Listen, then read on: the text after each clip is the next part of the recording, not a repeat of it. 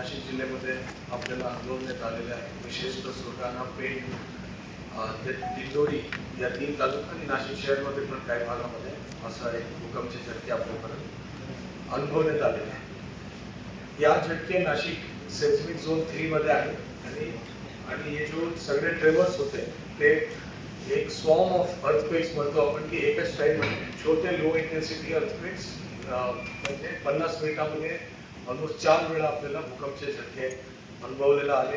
त्याच्यानंतर आज पण आले. एक बेसिक ट्रेमर आपल्याकडे झालं की म्हणजे लो इंटेन्सिटी असलं तरी काही भागामध्ये त्याचा परिणाम फार जोरात आपल्याला काही लोकांना अनुभवण्यात आलेला असेल. याचं कारण आहे की ते लो डेप्थमध्ये होते. पाणीवर आज जमिनीमध्ये खूप मोठ्या प्रमाणात पाऊस पडला असल्यामुळे पाणी सॅच्युरेटेड आहे आणि त्यामुळे काय होतं की त्या ठिकाणी जे भूकंपचे झटके आहेत त्याच्यापेक्षा जास्त परिणाम त्या भूकंपाला त्या ठिकाणी होतात. या सगळ्या गोष्टी असताना माझी सर्व लोकांना एकच विनंती आहे की अजिबात कुठल्या प्रकारच्या अफवा, कुठल्या प्रकारची चिंता, कुठल्या प्रकारची म्हणजे घबराहट असेल या कुठल्या प्रकारचं भय असेल ते अजिबात आपण ठेवू नका. त्याचं मूळ कारण हे आहे की आपला जो म्हणजे त्याच्यामध्ये हे जो लो इंटेन्सिटीचा जो अर्थक्वेक आहे नाशिक जिल्ह्याला याला 1869 पासून म्हणजे आपल्याकडे रेकॉर्डेड आहे आणि एपिसेंटर होणं आणि लो इंटेन्सिटी अर्थक्वेकचे 1869 पासूनचा आपल्याकडे रेकॉर्डेड हिस्ट्री आहे. याच्यावर विविध स्टडीज झालेले आहेत.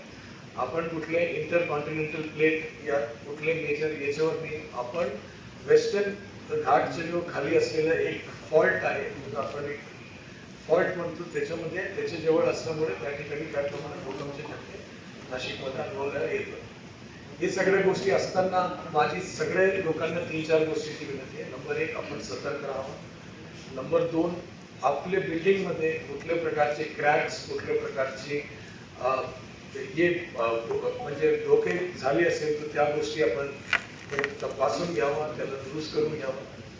तिसरी गोष्ट आहे की यदि कुठलेही म्हणजे जो लँडस्लाइड प्रोन एरिया अगर असेल त्या ठिकाणचा आपण तपास करून घ्यावा की पाऊस आणि भूकंपामुळे लँडस्लाइडचे चान्सेस वाढू नये याच्यासाठी योग्य तपास करून घ्यावा. यदि कुठल्या प्रकारचा धोका असेल तर ताबडतोब स्थानिक प्रशासनाला संपर्क करून त्या ठिकाणी आपण त्यांच्याशी एक वेळा बोलून घ्यावं.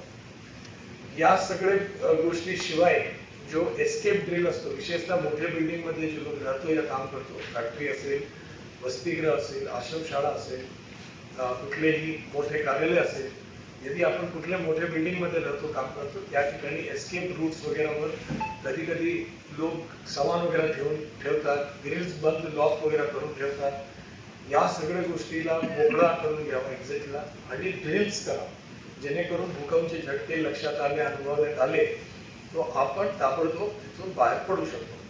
तर या गोष्टीबद्दल अर्ली वॉर्निंग सिस्टम जो आहे त्याच्याबद्दल आपण लक्ष देऊ. या सगळ्या गोष्टी असताना मी आपल्याला विनंती करतो की कुठल्याही प्रकारच्या अफवा, कुठल्या प्रकारचे भय मध्ये आपण राहू नये. या सगळ्या गोष्टीचे एक तांत्रिक कारण आणि त्या गोष्टी आपल्या सर्वांना माहिती आहे आणि याच्यामध्ये चिंतेची कुठल्या गोष्टी नसेल तरी सतर्क राहण्याची गोष्टी नक्की आहे. आपण सगळेजण सतर्क राहा. प्रशासनाला या संदर्भामध्ये आपण सूचना दिलेल्या आहेत प्रत्येक ठिकाणच्या स्थानिक प्रशासनाला की ड्रिल्स मोठ्या प्रमाणात घ्या की कुठल्याही परिस्थितीमध्ये भूकंपचे झटके आले बाहेर कसा निघायचं आहे. एक्झिट रूट्स मोठ्या बिल्डिंगमध्ये विशेषतः क्लिअर करून घ्या. ज्या बिल्डिंग इमारती धोकादायक आहे, जो रेड मार्क आहे त्या ठिकाणी कुठल्याही व्यक्तीने राहू नये या गोष्टीबद्दल ग्रामपंचायत असेल, नगरपालिका असेल त्यांनी विशेष लक्ष द्या आणि लँडस्लाइड प्रोन एरियाचं इन्स्पेक्शन करून घेण्याची सूचना दिली. जवळपास 17 लोकेशन्स आयडेंटिफाय करून आपण सांगितले की त्या भागाचं आपण इन्स्पेक्शन करा जेणेकरून पाऊस आता आपल्याला माहिती की मोठ्या प्रमाणात आणि सतत पाऊस चालू आहे आणि या गोष्टीच्या लक्षात घेतात त्यामुळे कुठलाही अपघात घडू नये याच्यासाठी आपण प्रयत्न करूया. मागचे 24